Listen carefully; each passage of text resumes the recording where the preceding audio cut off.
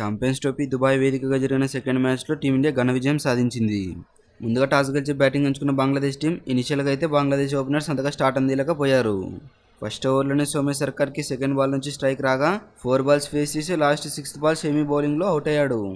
కానీ కెప్టెన్ అజ్మల్ షాంటో మాత్రం ప్రెజర్ని హ్యాండిల్ చేయలేక సెకండ్ ఓవర్లో హర్షిత్ రాణా బౌలింగ్లో ఒక కవర్ డ్రైవ్ కోసం ట్రై చేశాడు. దీంతో అక్కడే ఫీల్డింగ్ చేసిన విరాట్ కోహ్లీకి క్యాచ్ ఇచ్చి అవుట్ అయ్యాడు.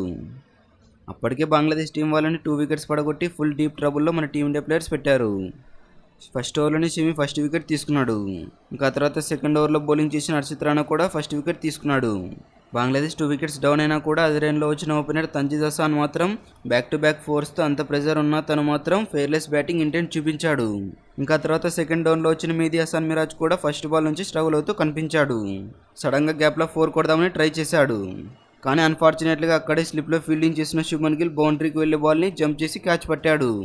తంజీద్ హసన్ మాత్రం ఒకవైపు వికెట్స్ పడుతున్నా సరే అగ్రెసివ్ బ్యాటింగ్తో బౌండరీస్ కొడుతూనే ఉన్నాడు.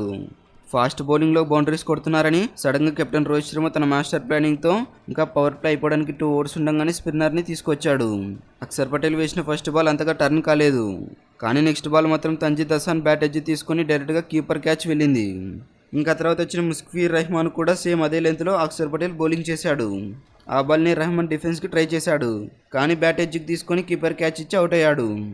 అక్షర్ పటేల్ తన ఫస్ట్ ఓవర్లోనే బ్యాక్ టు బ్యాక్ వికెట్స్ తీసి ఇంకా నెక్స్ట్ బాల్ కూడా హ్యాట్రిక్ వచ్చిందనే టైంలో జకీర్ అలీ బ్యాట్కి ఎడ్జ్కి తాకి డైరెక్ట్గా అక్కడే ఫీల్డింగ్ చేసిన రోహిత్ శర్మ అన్ఫార్చునేట్గా క్యాచ్ మిస్ చేశాడు. 10 ఓవర్స్లో 5 వికెట్స్ కోల్పోయి 150 అయినా కొడతారనే టైంలో జకీర్ హృదయ్ వాళ్ళ బ్యాటింగ్తో మిడిల్ ఓవర్స్లో స్పిన్నర్స్ వేస్తున్నా సరే ఫాస్ట్ బౌలర్స్ వేస్తున్నా ఎక్కడా ఏమాత్రం వికెట్స్ కోల్పోకుండా లూజ్ బాల్స్ని బౌండరీస్ పంపించి మన టీమిండియా స్పిన్నర్స్ని ప్రెజర్ పెట్టారు.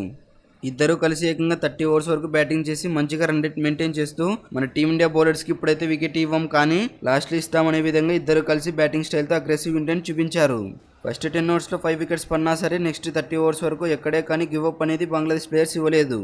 కానీ మన టీమిండియా ప్లేయర్స్కి బంగ్లాదేశ్ ప్లేయర్స్ వికెట్స్ తీసుకోవడానికి ఛాన్సెస్ ఇస్తున్నా సరే మన టీమిండియా ప్లేయర్స్ మిస్ చేసుకున్నారు. మిడిల్ ఓవర్స్లో స్టంపింగ్ క్యాచ్ వచ్చిన కేఎల్ రాహుల్ మిస్ చేశాడు. ఇంకా తర్వాత హార్దిక్ పాండ్యా కూడా ఒక క్యాచ్ మిస్ చేశాడు. దీంతో వాళ్ళిద్దరు కలిసి ఏకంగా 206 బాల్స్లో 154 రన్స్ పార్ట్నర్షిప్ బిల్డ్ చేసి మంచి రిథంలో కనిపించారు. అదే అగ్రెసివ్ ఇంటెంట్తో బ్యాటింగ్ చేద్దామని అనుకున్నారు. కానీ జకీర్ అలీ భారీ సిక్సర్కి ట్రై చేశాడు. కానీ ఆ బాల్ మాత్రం విరాట్ కోహ్లీకి క్యాచ్ ఇచ్చి అవుట్ అయ్యాడు. ఇప్పుడైతే మన టీమిండియా ప్లేయర్స్ ఏమాత్రం మిస్ చేయలేదు. కానీ రిషాద్ హుసేన్ చిన్న క్యామియో ఇన్నింగ్స్ ఆడి 12 బాల్స్లో 18 రన్స్ చేసి అవుట్ అయ్యాడు. అదరేంలో వికెట్స్ పడుతున్నా సరే హృదయ్ మాత్రం తన యాంకరింగ్ ఇన్నింగ్స్ ఆడాడు. ఇంకా తర్వాత తంజీమ్ హసన్ షాకిబ్ బ్యాటింగ్కి వచ్చినా సరే డక్అవుట్ అయి ప్రెవిలియన్కి వెళ్ళాడు. హృదయ్ మాత్రం తనకు క్రాంప్స్ వస్తున్నా సరే టీముకు నేనున్నానని బ్యాటింగ్తో సెంచరీ కంప్లీట్ చేసుకున్నాడు. ఇంకా తర్వాత వచ్చిన తస్కిన్ అహ్మద్ కూడా అవుట్ అయి ప్రెవిలియన్కి వెళ్ళాడు. హృదయ్ మాత్రం తన దగ్గర స్ట్రైక్ ఉంచుకొని బ్యాటింగ్తో ఒక భారీ సిక్సర్కి ట్రై చేసి షమీ క్యాచ్ ఇచ్చి అవుట్ అయ్యాడు. దీంతో 2 బాల్స్ ఉండగానే ఆల్అవుట్ అయి టోటల్గా 228 స్కోర్ చేశారు. టీమిండియా బౌలింగ్లో షమీ కంబ్యాక్తో 5 వికెట్ ఆల్తో పాటు తన ఓడిఐ కెరీర్లో ఫాస్టెస్ట్ 200 వికెట్స్ కంప్లీట్ చేసుకున్నాడు. ఫస్ట్లో ఓడిఐని ఛాంపియన్స్ ట్రోఫీ సెలెక్ట్ చేసే ముందు ఫామ్ లేదు ఎందుకు సెలెక్ట్ చేశారని అన్నారు. కానీ షమీ వికెట్స్ తీయడంతో గట్టిగా రిప్లై ఇచ్చాడు. అలాగే ఇన్నింగ్స్లో Harshit Rana ICC event debut మ్యాచ్లోనే మరీ 3 వికెట్స్ తీసుకున్నాడు. ఇంకా తర్వాత చేసింగ్కి వచ్చిన మన టీమిండియా ఓపెనర్స్ ఇనిషియల్గా ఫస్ట్ 3 ఓవర్స్లో కొద్దిగా స్ట్రగుల్ అవుతూ కనిపించారు. కానీ 4th ఓవర్ నుంచి హిట్మ్యాన్ రోహిత్ శర్మ ఫోర్స్తో విరుచుకుపడ్డాడు. శుభ్మన్ గిల్ మాత్రం రోహిత్ శర్మకి స్ట్రైక్ అందిస్తూ మంచిగా పార్ట్నర్షిప్ బిల్డ్ చేశారు. రోహిత్ శర్మ అదే అగ్రెసివ్ ఇంటెంట్ కోసం ట్రై చేశాడు. కానీ ఈసారి క్యాచ్ ఇచ్చి అవుట్ అయ్యాడు. అప్పటికే రోహిత్ శర్మ 7 4తో 41 రన్స్ చేశాడు. నెక్స్ట్ 1 డౌన్లో వచ్చిన విరాట్ కోహ్లీ కూడా ఫస్ట్ 15 బాల్స్ స్ట్రగుల్ అయ్యాడు. కానీ ఏమాత్రం వికెట్స్ ఇవ్వకుండా స్ట్రైక్ రొటేట్ చేస్తూ రాంగ్ షాట్కి ట్రై చేసి అవుట్ అయ్యాడు. ఇంకా తర్వాత బ్యాటింగ్కి వచ్చిన శ్రేయస్ అయ్యర్ 17 బాల్స్ ఫేస్ చేసి 2 4తో 15 రన్స్ చేసి అవుట్ అయ్యాడు. అదే రెండులో వికెట్స్ పడుతున్నా సరే శుభ్మన్ గిల్ మాత్రం గివ్ అప్ ఇవ్వకుండా బ్యాక్ టు బ్యాక్ బౌండరీస్ కొడుతూనే ఉన్నాడు. ఇంకా తర్వాత బ్యాటింగ్కి వచ్చిన అక్షర్ పటేల్ కూడా అవుట్ అయ్యి వెళ్ళిపోయాడు. ఇంకా డ్యూ రావడంతో బౌలర్స్కి బాగా హెల్ప్ అయింది. మేబీ బంగ్లాదేశ్ బౌలర్స్ అయితే బ్యాటింగ్లో ఎలాగైతే గివ్ అప్ ఇవ్వకుండా ట్రై చేశారో అదేవిధంగా బౌలర్స్ కూడా రిపీట్ చేశారు.